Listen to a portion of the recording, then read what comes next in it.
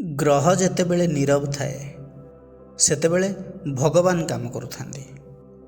ନମସ୍କାର ବନ୍ଧୁଗଣ, ମୁଁ ସାଗର, କଳାକାର ସାଗର ସଂଘ ଆଷ୍ଟ୍ରୋଲୋଜି ଜ୍ୟୋତିଷ ଜ୍ଞାନ ଆଣ୍ଡ କର୍ମ ଚ୍ୟାନେଲକୁ ଆପଣମାନଙ୍କୁ ସ୍ୱାଗତ ଜଣାଉଛି।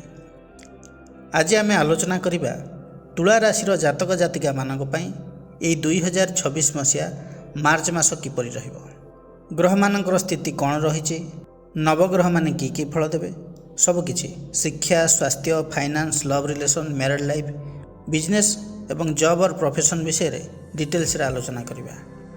ଆସନ୍ତୁ ପ୍ରଥମେ ନଜର ପକାଇବା ଏହି ମାର୍ଚ୍ଚ ମାସରେ ଗ୍ରହମାନଙ୍କର ଗୋଚରୀୟ ସ୍ଥିତି କ'ଣ ରହିଛି। ଆପଣଙ୍କର ରାଶିରୁ ପଞ୍ଚମରେ ରବି, ରାହୁ, ମଙ୍ଗଳ ଏବଂ ବୁଧ ଅବସ୍ଥାନ କରିଛନ୍ତି। ନବମରେ ବୃହସ୍ପତି, ଷଷ୍ଠରେ ଶନି ଅଛନ୍ତି। ମାର୍ଚ୍ଚ 2 ତାରିଖ ପରେ ଶୁକ୍ର ମଧ୍ୟ ଷଷ୍ଠ ଭାବରେ ଶନିଙ୍କ ସହିତ ରହିବେ।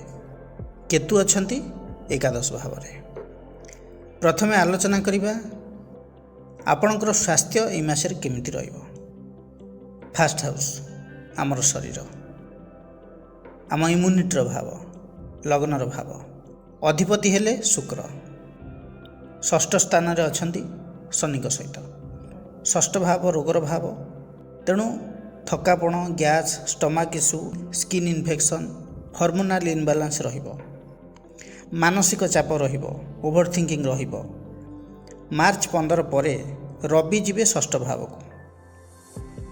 ରବି ଷଷ୍ଠରେ ଶୁଭଫଳ ଦେବେ, ଇମ୍ୟୁନିଟି ପାୱାର ବଢ଼ିବ, ରୋଗର ପ୍ରପର ଡାଇଗ୍ନୋସିସ୍ ହୋଇପାରିବ। ବିପି କିନ୍ତୁ ଟିକେ ଅପ୍ ଡାଉନ୍ ରହିବ, ଭାଇରାଲ୍ ଫିଭର ହୋଇପାରେ।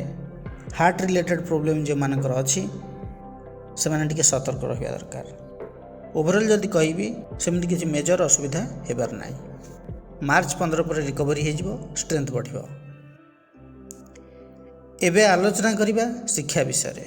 ପଞ୍ଚମ ଭାବ ଶିକ୍ଷାର ଭାବ, ପଞ୍ଚମାଧିପତି ଶନି ଅଛନ୍ତି ଷଷ୍ଠ ଭାବରେ। ପାଠପଢ଼ାରେ ଚାପ ରହିବ, ଅଳସୁଆ ମନୋଭାବ ରହିପାରେ, ଫଳ ମିଳିବ କିନ୍ତୁ ବିଳମ୍ବରେ।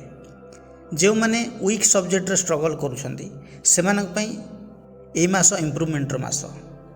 ଯଦି ନିୟମିତ ପରିଶ୍ରମ ଜାରି ରଖିଲେ, ଟ୍ୟାଲେଣ୍ଟ ଯାହା ଥାଉ ନା କାହିଁକି, ହାର୍ଡ଼ୱାର୍କ ଯଦି ଅଧିକ ରହିବ, ନିଶ୍ଚିତ ଭାବରେ ସଫଳ ବିଦ୍ୟାର୍ଥୀମାନେ ହେବେ।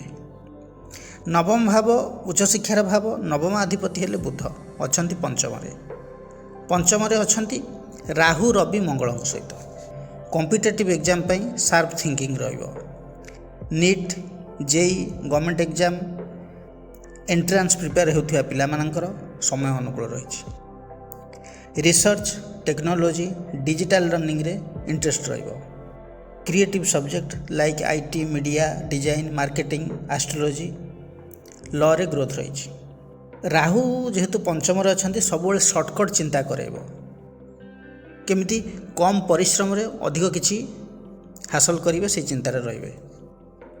ମଙ୍ଗଳ ସହିତ ରବି ମଧ୍ୟ କମ୍ବାଇନ୍ ରହୁଛି, ଇଗୋ ସହିତ ଇମ୍ପଲସିଭ୍ ଡିସିସନ୍ ନେବାକୁ ବ୍ୟଗ୍ର ହୋଇପଡ଼ିବେ।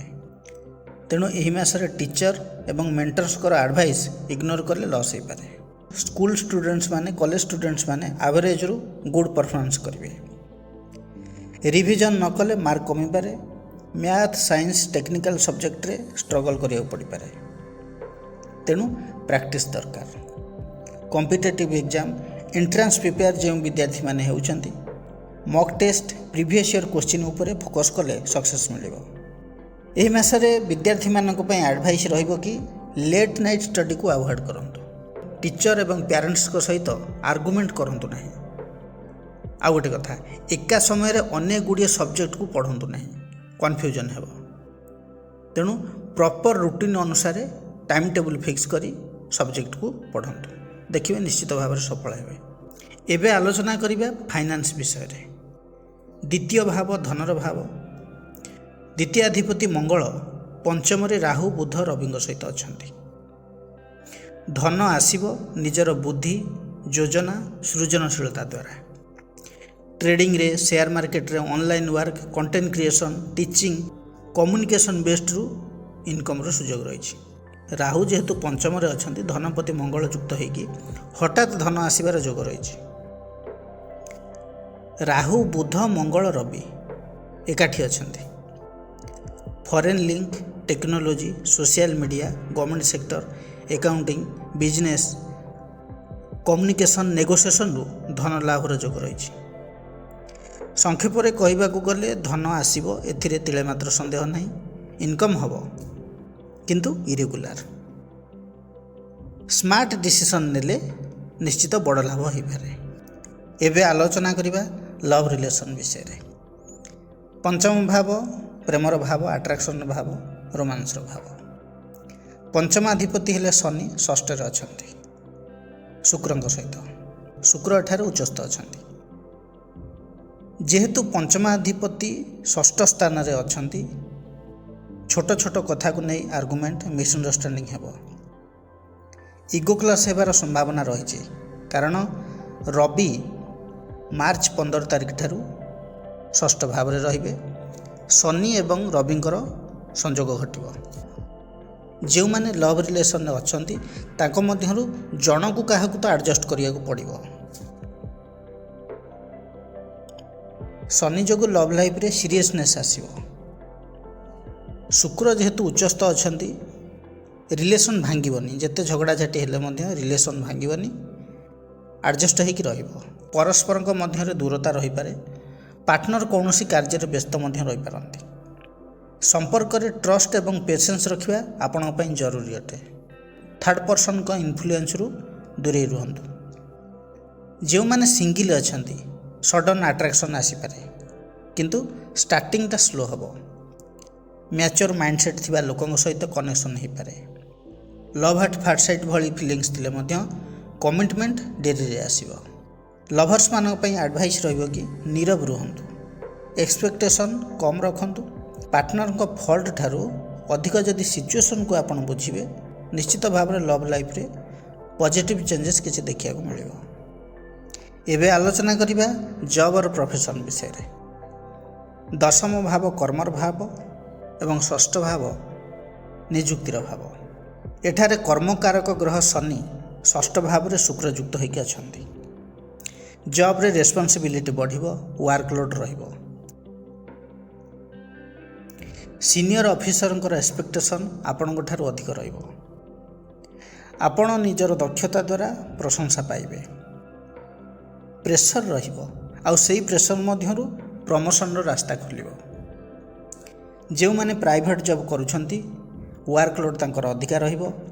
ମାର୍ଚ୍ଚ 15 ପରେ ଆପଣଙ୍କର ପରଫର୍ମାନ୍ସରେ ଆପ୍ରିସିଏସନ୍ ମିଳିପାରେ। ଅଫିସ୍ ପଲିଟିକ୍ସରୁ ଦୂରେଇ ରୁହନ୍ତୁ ଏହି ମାସଟା। ଯେଉଁମାନେ ଗଭର୍ଣ୍ଣମେଣ୍ଟ ଜବ୍ କରିଛନ୍ତି, ପ୍ରମୋସନ୍ ରିଲେଟେଡ଼୍ କଥାବାର୍ତ୍ତା ଉପର ମହଲରେ ହେବ। ଆଉ ଯେଉଁମାନେ ଜବ୍ ପାଇଁ ପ୍ରିପେୟାର ହେଉଛନ୍ତି, କମ୍ପିଟେଟିଭ୍ ଏକ୍ଜାମ୍ ଦେଉଛନ୍ତି, ତାଙ୍କ ପାଇଁ ଟାଇମ୍ ବହୁତ ଷ୍ଟ୍ରଙ୍ଗ ରହିଛି।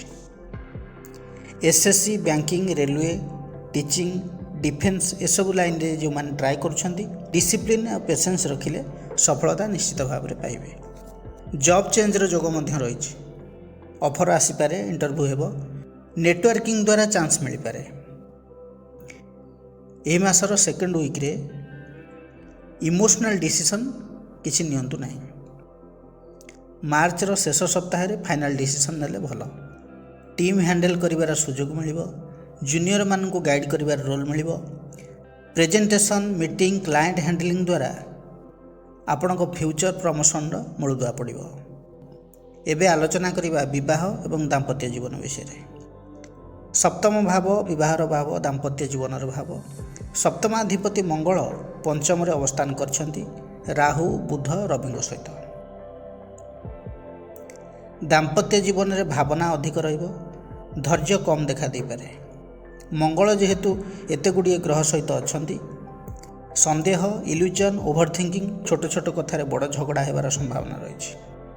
ଅହଙ୍କାର ବଢ଼ିପାରେ। ପରସ୍ପରକୁ ନିଚା ଦେଖାଇବାକୁ ଚେଷ୍ଟା କରିବେ। କଥାର ନେଗେଟିଭ୍ ଅର୍ଥ ବାହାର କରିବାକୁ ଚେଷ୍ଟା କରିବେ। ଏହି ମାର୍ଚ୍ଚ ମାସ ବୈବାହିକ ଜୀବନ ପାଇଁ ପରୀକ୍ଷାର ମାସ। ସଠିକ୍ କମ୍ୟୁନିକେସନ୍ ନ ରହିଲେ ଦୂରତା ଆସିପାରେ। ଯେଉଁମାନେ ବିବାହ ପାଇଁ ଅପେକ୍ଷା କରିଛନ୍ତି, ସେମାନଙ୍କର ମ୍ୟାରେଜ୍ ତ ହୋଇଯିବ। ଲଭ୍ ମ୍ୟାରେଜ୍ର ଯୋଗ ରହିଛି। ଆଉ ଯେଉଁମାନେ ଲଭ୍ ରିଲେସନ୍ରେ ଥିଲେ, ସେମାନେ ଏହି ମାସରେ ତ ମ୍ୟାରେଜ୍ କରିବେ। ଆଉ ଯେଉଁମାନଙ୍କର ଆରେଞ୍ଜ ମ୍ୟାରେଜ୍ ହେବ, ସଠିକ୍ ଦିନ, ବାର, ଯୋଗ, ଲଗ୍ନ, କୁଣ୍ଡଳୀ ବିଚାର କରି ବିବାହ ଆନୁଷ୍ଠାନିକ ଭାବରେ କରାଇବା ଉଚିତ। ଥାର୍ଡ଼ ପର୍ସନଙ୍କ ଇଣ୍ଟରଫିୟରେନ୍ସ ବୈବାହିକ ଜୀବନରେ ସମସ୍ୟା ସୃଷ୍ଟି କରିପାରେ। सोशल मीडिया फोन मिसयूज को नहीं स्वामी स्त्री मध्य झगड़ा होबार संभावना रही। ओभरऑल कहवा गले यही मास तुला राशि एवरेज ठारू टिके शुभ रहिबो। एबे आलोचना करिबा बिजनेस विषय रे। सप्तम भाव बिजनेस भाव, पार्टनरशिप भाव। सप्तमाधिपति मंगल अछंती पंचम रे। एही मासरे बिजनेस रे रिस्क सहित रिवार्ड भी रही। नुआ idea, creative business, online digital marketing, media, trading क्षेत्र में भल लाभर जोग रही। मंगल सहित बुध एवं रविंकर संयोग जेहेतु अच्छी प्लानिंग एवं लीडरशिप को बढ़ाइब एवं आपण स्मार्ट वर्क करेंगे, रिस्क नेबे एवं क्विक डिसीजन नेबे। राहु जेहेतु सप्तमपति सहित रही, राहु मंगलंकर संयोग फल sudden profit, foreign link, online business रे सफलता मिल। जो मैंने यूट्यूब सोशल मीडिया एक्टिव अच्छा, share market, advertising, education, coaching, creative field रे अच्छा, से मार्च मास भाग्यशाली अटे। नेगेटिव जदि देखिए तेरे सप्तमाधिपति मंगल सहित राहु हठात डिसीजन एवं ओभर कॉन्फिडेंस जो क्षति हो पारे बिजनेस रे। पार्टनरशिप बिजनेस रे बिजनेस पार्टनर सहित आर्गुमेंट हो पारे। तेणु इलीगल काम, शॉर्टकट वे एवं ब्लैक मनी रू संपूर्ण रूप से दूरे रुहतु। पेपर वर्क, कॉन्ट्रैक्ट को भल भाव पढ़ी साइन करूँ। मार्च 15 ठारू प्रॉफिट रो चांस रही। मंथ स्टार्टिंग रू कैश फ्लो स्लो रहिबो, किंतु तापरे धीरे धीरे इम्प्रूवमेंट आसीबो। तुला राशि व्यक्ति विशेष माने प्रतिकार कौन करेंगे यही मासरे। आपणकर राशियाधिपति हेले शुक्र। शुक्रंकर बीज मंत्र जप करंतु। मंत्रटी है ओं द्रांग द्रिंग द्रंश शुक्राय नमः। दैनिक 108 थर जप करंतु।